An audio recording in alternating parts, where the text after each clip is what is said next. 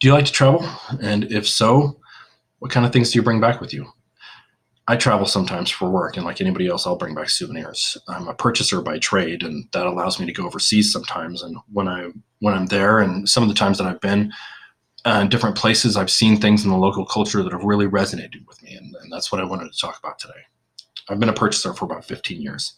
I started out as a line cook actually, but I got to a point where I realized that that wasn't really going to go anywhere, and so I decided to get into more administrative roles, which led me to this. It's also led me to go to school. I'm in OSU right now as a senior, and I'm studying for an economics degree, which I am hoping will further help me with my career.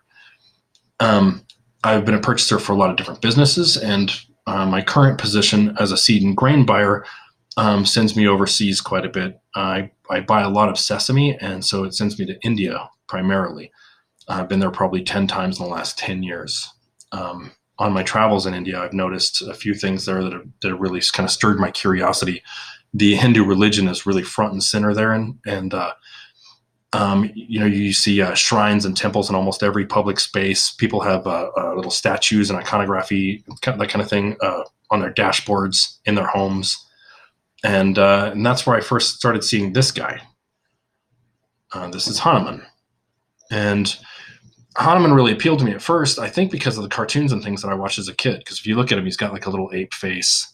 And I had a lot of toys in the anthropomorphic vein, and that kind of imagery is kind of a staple to children's programming in the U.S. And it appealed to me so much that I decided to start looking into, like, what is this guy, and see what he's all about. He's let me see. He's a hero that was in the old Sanskrit epics that were written between the 7th and 4th century BC, mostly the Ramayana, and he's featured also in the Mahabharata. And in the Ramayana specifically, he was known for his devotion to Rama, who was a major Indian deity. And because of that, now he's associated primarily with loyalty, which is a trait that I find really admirable, and it's something that I kind of aspire to.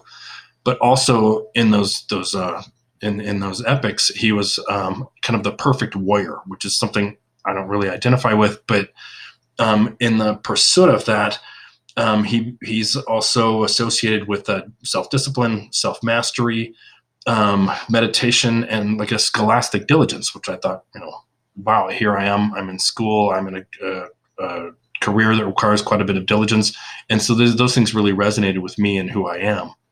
So on my last trip to India, I picked up a figurine of Hanuman, and now he sits next to my computer when I'm studying, like I was earlier today.